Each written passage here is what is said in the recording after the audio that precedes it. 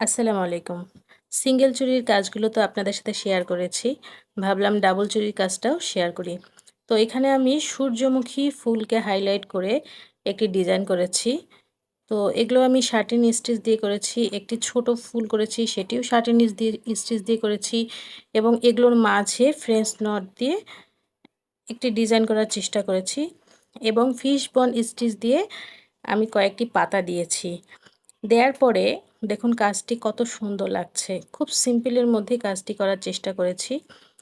এরপরে ফাইনালি আমি আরেকটি কাজ করেছি। সেটার সেলাই আসলে শেয়ার করা হয়নি আপনাদের সাথে। তো আমি কিছু পুঁথি, সাদা পুঁথি এই ডিজাইনটিকে আরও বেশি আকর্ষণীয় করে তোলার জন্য অ্যাটাচ করেছি। তো দেখুন সাদা পুঁথিটি দেওয়ার পরে কত ভালো লাগছে। অবশ্যই কমেন্টের মাধ্যমে জানাবেন কেমন লেগেছে আমার কাজটি।